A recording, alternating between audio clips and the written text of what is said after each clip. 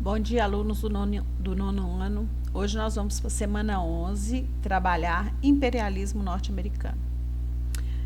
O que foi o imperialismo?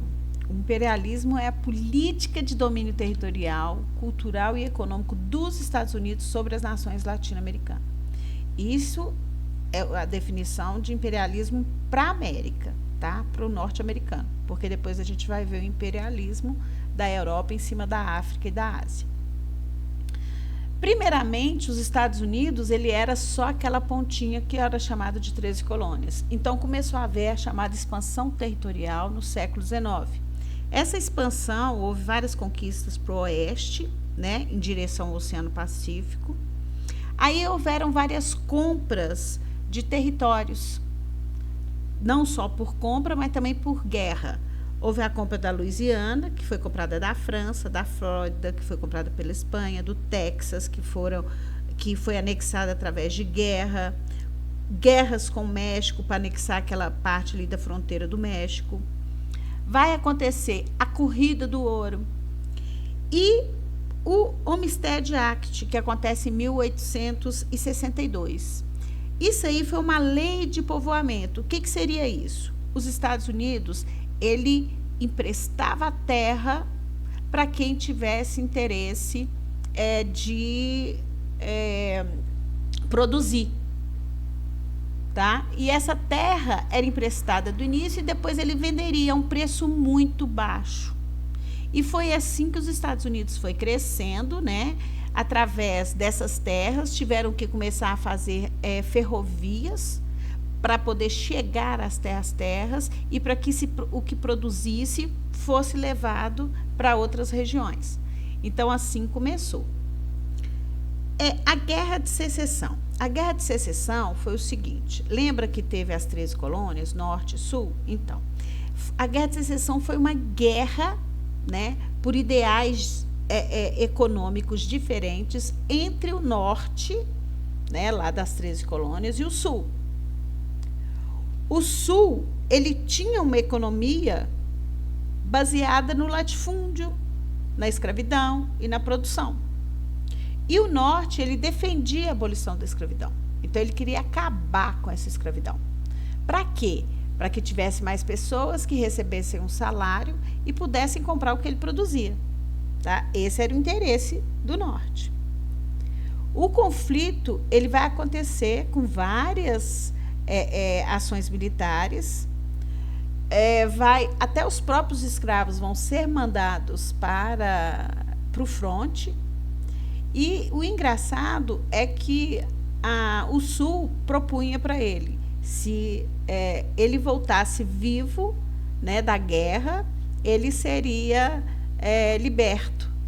Só que eles não davam armamento, não davam nada para o índio, para o escravo ir para a luta. Simplesmente ia, né? Então, morreram aproximadamente 600 mil pessoas e, logicamente, o estado do norte, a região do norte, ganhou, né? E aí eles propuseram a independência, a abolição da escravidão, e aí começou a ser abolida a escravidão. Foi o primeiro país da América a abolir a escravidão. A região sul foi ocupada militarmente e o processo de industrialização do norte, ele aumentou. Por quê? Porque agora tinha mais gente para comprar, certo? E aí tinha que produzir mais. Isso não quer dizer que os escravos que foram libertos conseguiram emprego logo, foram bem educados. Não teve um desenvolvimento nessa área aí. As políticas imperialistas que usaram para esse imperialismo, né, foi a doutrina Monroe, onde o lema era América para os americanos. Os Estados Unidos, para poder dominar o continente, o resto da América, né, a América Latina, eles falavam que a América não deveria comprar da Europa, não deveria comprar de outros países. Por quê? Porque o dinheiro tinha que ficar dentro da América. Isso é chamado a intervenção, a tentativa de intervir nas economias dos países da América Latina, né? E aí, nesse processo, começou a independência de vários países, né, dentro da América, logicamente por intenção dos Estados Unidos, com a ajuda dos Estados Unidos, e a tentativa, isso aí ficou como esse processo de dominação dos Estados Unidos, ficou como uma tentativa de recolonizar os países da América que estavam conseguindo sua independência. Houve também a Guerra Hispano-Americana, que foi um conflito entre os Estados Unidos e a Espanha para dominar ali aquelas ilhas que tem na América Central ali, né, e no Caribe. E uma das principais, do pretexto que os Estados Unidos inventou para fazer essa guerra, de que a Espanha teria abatido um navio dele. Então, aí ele inventou essa desculpa. Mas, logicamente, que não foi isso que aconteceu. Com isso, o que aconteceu?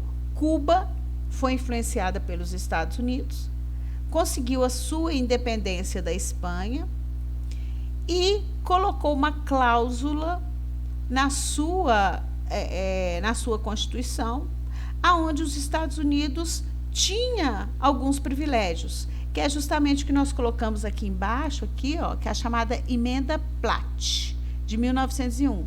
Aqui, ó, essa emenda aprovada pelo Senado norte-americano, incorporando a Constituição cubana, que permitia a intervenção militar, política e econômica dos Estados Unidos em Cuba, né? E também a independência do Panamá, a construção do Canal do Panamá pelos Estados Unidos, que ajudou. O que interessava esse Canal do Panamá? Interessava que facilitava a ida dos Estados Unidos do Oceano Atlântico para o Oceano Pacífico. Ele não precisaria dar a volta lá no final do Atlântico para poder chegar no Pacífico. E o Panamá era colônia da Colômbia. Tá? E houve várias repúblicas aí que foram independentes. Só voltando um pouquinho à Emenda Platt, a gente tem que lembrar que até hoje os Estados Unidos têm uma prisão dentro de Cuba por causa dessa emenda, que é a prisão de Guantánamo, que é onde os Estados Unidos prendem os piores terroristas deles lá, né? E essa prisão fica em Cuba. Já houve acordo para tirar, mas até hoje não conseguiram. Então, a partir dessa explanação, vocês vão responder as perguntas. Se tiver alguma dúvida, procure no material de referência. Até a próxima.